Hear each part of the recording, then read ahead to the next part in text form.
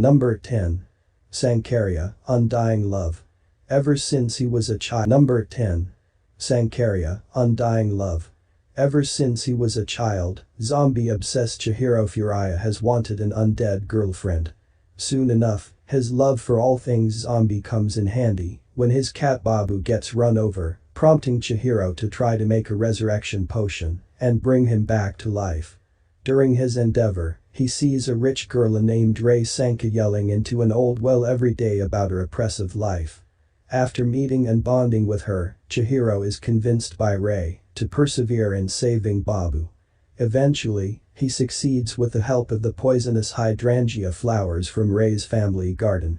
Unaware of the potion's success and seeking to escape the burdens of her life, Rei drinks the resurrection potion, mistakenly thinking she will die.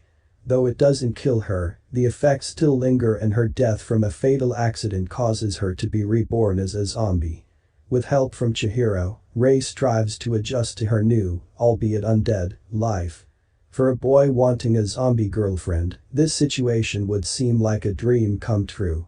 But in Sankarya, Chihiro's life becomes stranger than usual as he deals with Rei's odd new cravings and the unforeseen consequences of her transformation. お父様、あなたが毎年誕生日に成長記録として私の裸を撮影するの。 Number 9. Elfin-Lied. Lucy is a special breed of human referred to as Diclonius, born with a short pair of horns and invisible telekinetic hands, that lands her as a victim of inhumane scientific experimentation by the government. However, one circumstances present her an opportunity to escape. Lucy, corrupted by the confinement and torture, unleashes a torrent of bloodshed as she escapes her captors. During her breakout, she receives a crippling head injury that leaves her with a split personality, someone with the mentality of a harmless child possessing limited speech capacity. In this state of instability, she stumbles upon two college students, Kauda and his cousin Yuka, who unknowingly take an injured fugitive into their care, unaware of her murderous tendencies.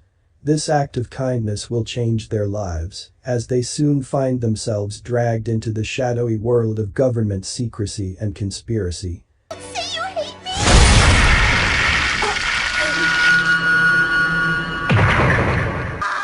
Hey, Coda, what are you screaming about? Number 8. Interspecies reviewers. Countless diverse races, from perky fairies to oozing slimes, inhabit the world. Naturally, such a melting pot of creatures has a broad and alluring variety of brothels. With so many options to choose from, it is hard to decide with which Saku girl to have a meaningful interpersonal experience. Fortunately, a tight group of brave warriors has come together to enlighten the public.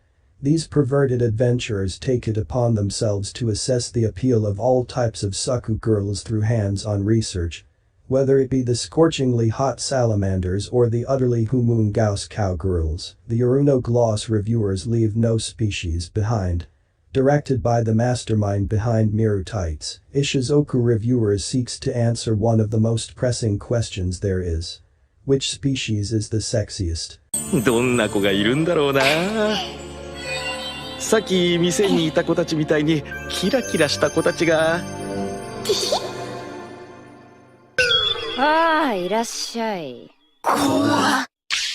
フェアリーのイメージ壊れる。Number 7. Akame-ga Kill. Night Raid is the covert assassination branch of the Revolutionary Army, an uprising assembled to overthrow Prime Minister Honest, whose avarice and greed for power has led him to take advantage of the child emperor's inexperience. Without a strong and benevolent leader, the rest of the nation is left to drown in poverty, strife, and ruin.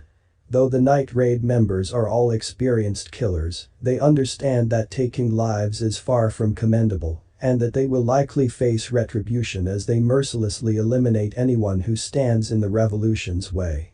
This merry band of assassins' newest member is Tatsumi, a naive boy from a remote village who had embarked on a journey to help his impoverished hometown, and was won over by not only Night Raid's ideals, but also their resolve. Akame ga Kill follows Tatsumi as he fights the Empire and comes face to face with powerful weapons, enemy assassins, challenges to his own morals and values, and ultimately, what it truly means to be an assassin with a cause.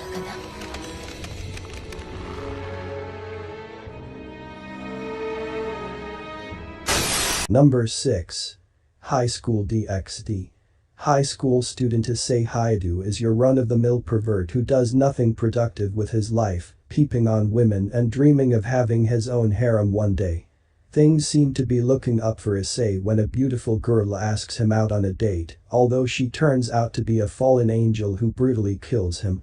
However, he gets a second chance at life when beautiful senior student Ria's Gremory, who is a top-class devil, revives him as her servant, recruiting Issei into the ranks of the school's occult research club. Slowly adjusting to his new life, Issei must train and fight in order to survive in the violent world of angels and devils. Each new adventure leads to many hilarious and risque moments with his new comrades, all the while keeping his new life a secret from his friends and family in High School DxD. Number 5. Hellsing Ultimate. There exist creatures of darkness and evil that plague the night, devouring any human unfortunate enough to be caught in their grasp. On the other side is Hellsing, an organization dedicated to destroying these supernatural forces that threaten the very existence of humanity. At its head is Integra Fairbrook Wingate's Hellsing, who commands a powerful military and spends her life fighting the undead. Integra's vast army, however, pales in comparison with her ultimate weapon. The vampire Alucard, who works against his own kind as an exterminator for Hellsing. With his new vampire servant, Saraz Victoria, at his side, Alucard must battle not only monsters, but all those who stand to oppose Hellsing, be they in the guise of good or evil.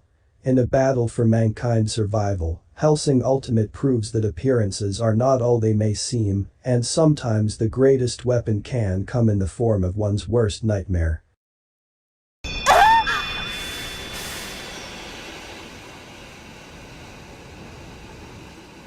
Guess what I just caught? I just caught you. Number 4. Overlord.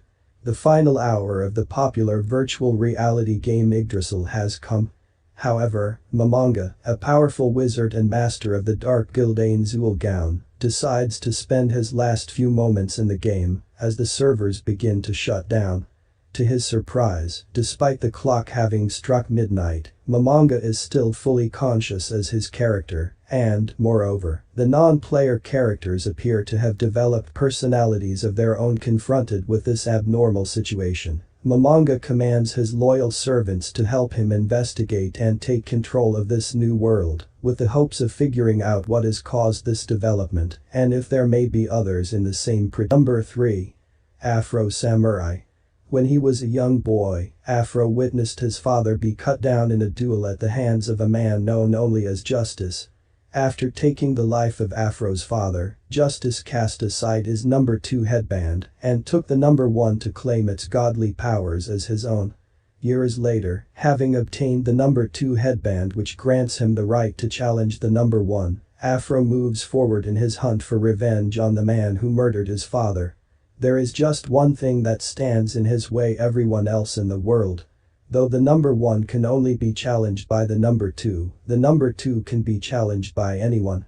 As his enemies gather to try and take the title of number 2, Afro must fight through a myriad of foes and obstacles if he hopes to reach the number 1 and claim vengeance once and for all. You got a motherfucking RPG? A RPG in a motherfucking backpack? Wait, can we talk about this? Number 2. Hell Girl. Have you heard of Hell Correspondence? Those with a powerful grudge may only access this mysterious website at midnight, allowing them to enter anyone's name and have that person be ferried straight to hell. Ayanma, the Hell Girl, will not judge whether or not the chosen target deserves punishment. She will merely exact revenge on them for you. Not much is known about this young girl other than that she swiftly carries out her tasks with the help of 3 straw dolls. There is just one catch, however. As payment for carrying out such a request, the user must condemn themselves to an afterlife in hell. 汚れ思考の玉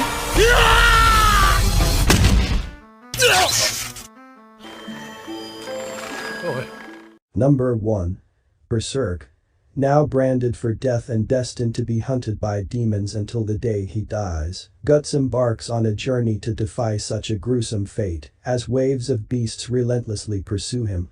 Stealing his resolve, he takes up the monstrous blade Dragon Slayer and vows to exact vengeance on the one responsible, hunting down the very man he once looked up to and considered a friend.